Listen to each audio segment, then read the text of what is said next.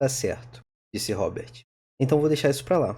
Mas, afinal, o que eu faço com o 19? Qualquer número que eu pegue, 2, o 3, o 4, o 5, o 6, o 7, sempre vai sobrar o resto na divisão. Venha cá, o velho, a Robert. Vou contar um segredo para você. E Robert se inclinou na direção dele, chegando tão perto que o bigode do velho fazia cócegas na sua orelha. O diabo dos números sussurrou-lhe então um segredo. O que você precisa saber é que existem esses números comuns para cachorro que podem ser divididos. Mas existem outros também, e com esses outros a coisa não dá certo. Sabe por quê? Esses outros são primos. Com eles, os matemáticos vêm quebrando a cabeça há muitos anos. São números maravilhosos. O 11, por exemplo, ou o 13 e o 17. Então, esse é um trecho de um livro que eu gosto muito. Apesar do nome, não se assustem, não tem nada a ver com o nome. Apesar do nome, é um livro infantil. Quer dizer, não é infantil. Atende. É um livro muito divertido que ensina várias coisas sobre matemática na forma de uma narrativa. Esse personagem que é o Diabo dos Números e fica aparecendo nos sonhos do menino Robert. Então, basicamente, ele já deixou uma pista do que seria um número primo, soltando a ideia de que seria um número que você não consegue dividir. Claro, dá para melhorar isso aí. Antes, vamos entender o seguinte: estamos falando do conjunto dos naturais. Esse é o universo que a gente está usando. Então, excetuando-se o zero, teremos que todo número ele terá três possibilidades. Porque uma é meio que óbvia, então faz tanta necessidade de se distinguir. Mas vamos lá. Ou esse número será primo, ou ele será composto, ou ele será a unidade. A unidade é o número 1. Então, dado um número natural, não nulo, ou ele vai ser um número primo, um número composto, ou a unidade. Não sendo mais de uma classificação ao mesmo tempo, tá? Se ele é primo, eu sei que ele não é composto, e nem a unidade. Se ele é a unidade, número 1, eu sei que não é composto nem primo. Se ele é composto, ele também não é nenhum dos outros dois. Usando uma definição com base nos divisores, dentro desse universo dos inteiros positivos, um número primo ele só tem dois divisores, quais sejam a unidade e ele mesmo. Dado um número primo P, ele terá dois divisores, a unidade e ele mesmo. Um número composto, ele terá mais que dois divisores. Eu sei que vai ser a unidade, o próprio número, porque todo número é divisor de si mesmo, assim como um é divisor de todos os números, e mais algum outro divisor. Então, aqui você já tem uma definição do que seria o número primo ou não. Na leitura, ele cita o número 19. O Robert está tentando dividir o 19 sem deixar resto. E aí ele não consegue. E o diabo dos números explica porque esse número é primo. Você não vai conseguir dividir ele por outro número que não seja o 1 ou ele mesmo de uma forma exata. Ou seja, se eu fosse fatorar esse número, a fatoração dele seria isso daqui, 1 vezes 19. E não tem como ser diferente. Então essa é a característica da fatoração de todo número primo.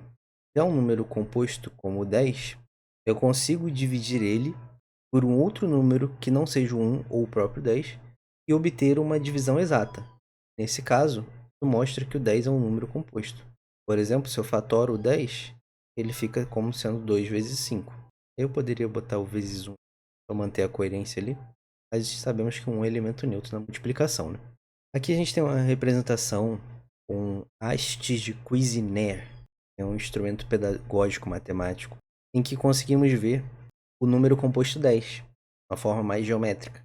Então aqui, ó, nessa barra de baixo, ele está sendo dividido por 1. E aí você tem a própria barra inteira. Aqui, ele está sendo dividido por 2. Perceba que não está restando nada, consegue dividir ele por 2. Aqui ele foi dividido por 5. E aqui ele foi dividido por 10. Então são todas as formas de visualizar o número 10. A composição do número 10 tem todas essas representações. Já o número primo não teria todas essas possibilidades. Só teria essa única aqui, ó, a primeira. Ou no caso, teria duas, né? Ele poderia ser dividido por 1, resultando na primeira possibilidade, ou por ele mesmo, e aí ele ia ser dividido em unidades. Então, número primo, ou ele vai ser dividido pela unidade, ou ele vai ser dividido em unidades. Aí um insight filosófico. E aqui também tem outra visualização legal dessa comparação de número primo e composto. Com os números primos, e detalhe, o 2 é o único primo par. Não existe outro número primo par. Se você representasse bolinhas para a quantidade que o número representa, com os números primos, você não consegue formar retângulos, mas com os números compostos sim. Então aqui, ó, o 4 você consegue formar, 6, o 8, o 9. Eu destaquei o 4 e o 9 porque tá vendo que eles estão formando retângulos? Sim, retângulos, mas na forma de quadrados. E aí eu te pergunto, qual seria o próximo número que eu conseguiria formar retângulos, só que na forma de um quadrado? 16. Você reflete um pouco no porquê, vai reparar que esses são quadrados perfeitos, ó. Se eu tirar a raiz quadrada, vai dar um número exato. 4 do 9 vai dar 2, 3. E é justamente a medida do lado do quadrado que está formando, né? 2, 3. São os quadrados perfeitos. E sim, todo quadrado é um retângulo, mas nem todo retângulo é um quadrado. Para um certo retângulo ser um quadrado, as medidas de todos os quatro lados do retângulo têm que ser iguais. A definição de retângulo é um quadrilátero que tenha quatro ângulos de 90 graus. Essa é a definição de um retângulo. O quadrado, ele tem quatro ângulos de 90 graus. Então ele é um retângulo. Só que ele tem uma particularidade de ter todos os lados iguais, o que não é o caso para todo e qualquer retângulo. Então, se você botar em diagrama lógico, estaria os quadrados e aqui os retângulos. Todo quadrado é retângulo. Aqui, ó, todos os quadrados estão dentro dos conjuntos dos retângulos, mas nem todo retângulo é quadrado. O principal fascínio dos números primos na matemática é que eles não são previsíveis. Você não consegue entender o padrão de surgimento dele. Ou seja, qual que é o próximo número primo. Tanto que há áreas próprias, específicas na matemática, de avançar nessa descoberta. Então, vão se criando os recordes do descobrir maiores números primos. Maiores números primos. Então, são criados testes de primalidade para tentar agilizar a busca por novos números primos. Então, esses testes são algoritmos que vão sendo criados, alguns mais complexos, outros mais simples, alguns computacionais, para ficar testando números, vendo se eles são primos ou não. Então, alguns algoritmos tentam provar se um número é composto, e aí, por lógica, ele não vai ser primo. Então, se eu achar um que não é composto, ele é primo. E outros algoritmos já vão direto para o contrário, tentando provar que aquele número é primo, consegue, então ele é composto. Um desses algoritmos é o da divisão. Por exemplo, 19. A gente começa dividindo esse número por outros números primos, em ordem crescente. O primeiro primo é o número 2. Então, esse aqui vai dar 9, resto 1. E vamos continuando dividindo, aumentando o divisor, aqui só usando divisores primos. E a gente para quando? Quando o quociente, que é esse número aqui, se torna menor que o divisor. Ó, aqui o 9, o quociente está maior que o divisor. Aqui o quociente está maior que o divisor. Aqui o quociente está menor que o divisor. Se isso acontecer e em nenhum momento eu tiver obtido um resto zero, significa que esse número testado é primo. Então, eu estava testando o número 19 para ver se ele era primo ou não. E aí eu vou dividindo ele na ordem crescente dos números primos. Ele por 2, divido ele por 3, por 5, 7, 11. Caso não precisou ir além dos 5. Eu fui fazendo essas divisões. E em nenhum momento, até que o quociente da divisão ficasse menor que o divisor, eu encontrei uma divisão que desse resto zero, ou seja, eu encontrei uma divisão exata, significa que esse número é primo. Se em algum momento, antes do quociente ficar menor que o divisor, eu tivesse encontrado uma divisão exata, significa que esse número é composto. Se a gente tentasse com 10, por exemplo, aí vai dividir ele pelo primeiro número primo, que é o 2, a gente já vai encontrar uma divisão exata.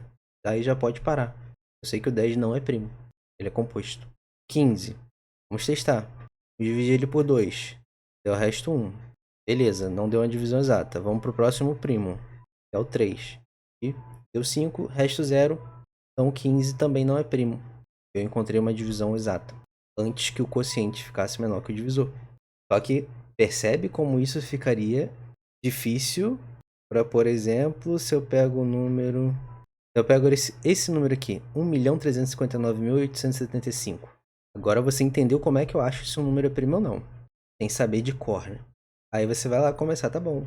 Começar do 2, 3, 5, dividindo por 7, por 11, até que o quociente fique menor que o divisor. Em nenhum momento eu obter resto zero, então esse número é primo. Percebe como levaria um bom tempo? Como isso, o porquê? Que ajuda a ilustrar porque isso é um passatempo, por assim dizer, interessante, de maior número primo. Esses dias foi descoberto um maior número primo, né? Um maior que o anterior. Então, assim, vai se descobrir nos próximos.